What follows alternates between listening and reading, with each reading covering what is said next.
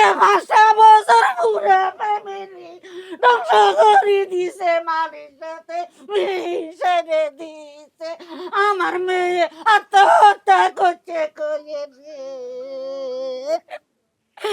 ওরা ফিরে মারে তুই কিভাবে দুনিয়া দুনিয়া ছেড়ে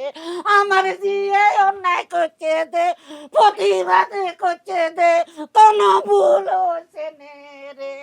অন্যায়কারী শাসন চাইছি রে, মামলা করছি দে, কোন অপরাধ হচ্ছে নে রে, ও সিরাজ্জা রে, এদের কারণ আমার মেয়ে আমার তো না সরাই দিছে রে, জনমের লাইছি মার বুকে তুন গালি রে, পুরা পৃথিবীতে কইছে আমার জি আত্মহত্যা করছে রে, আত্মহত্যা মামলা রে, হত্যা বানাইছে রে, আজকে করে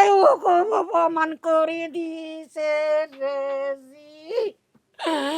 ওরা ফিরে মারে তারা কিভাবে 7টা বছর হয়েছে রে বাবা,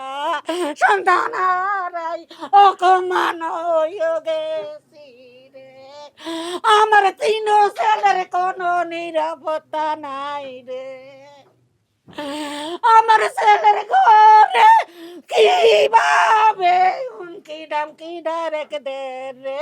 বাড়ি ঘর আগুনে লাগাই জ্বালাই হেলাই বরে, আমরা বলে সাধারণ বলে নাটকে সাজাই মামলা করছি রে, আমরা বলে আত্মহত্যা রে হত্যা বানাইছি, আজকে কিভাবে করে এটা প্রমাণ করে দিল রে জি, আমরা বলে টাকা পয়সা বিজনেস করি এলাইছি রে, আমার 19 সালে যে ঘর 26 সালে এই ঘর, ও সবাই মিডিয়ার বাবা রে, আপনারা অনেকে জনে অনেক কথা বলছেন বাবা রে, আমার মেয়ে আমার আছে, আমি কথা মারমু রে, ও বাবা রে, চিরতারানি করছে এটা প্রতিবাদ করছি রে, কোন অন্যায় হয়েছে নে বাবা রে, কত মাইয়া দর্শন হইও চলি গেছে রে, আমার জিয়ে জবান খুলছে প্রতিবাদ করছে জি আর এলাইছি, আলহামদুলিল্লাহ আলহামদুলিল্লাহ আলহামদুলিল্লাহ, আমরা সন্তুষ্ট রায়ে যেটা হত্যা প্রকাশ হয়ে গেছে, আজকে মুসারাতের হত্যা করা হয়েছে, আমরা এই রায় আমরা আদালতের প্রতি অনেক শ্রদ্ধাশীল, আমরা জানি আমরা ন্যায় বিচার পাবো, এখন শুধু আমাদের নিরাপত্তার প্রয়োজন, কিন্তু আগে আজকে 7টা বছর অন্তত পক্ষে নিরাপত্তা ছিল, এখন আরো জোরদার বাড়াতে হবো। আমি বর্তমান মাননীয় তারেক রহমান প্রধানমন্ত্রী তারেক রহমানের কাছে ধন্যবাদ জানাই, আমার 3টা ছেলের প্রতি যেন খেয়াল রাখে, আমার ছেলের ঘরে মারিয়ে লেবো, উড়া বাড়ি ঘর আগুন লাগাই হুমকি দামকি দিতে আছে রে, সরাসরি গুলি করি মারিয়ে লাগে, আমি একটা হারাইছি আর তো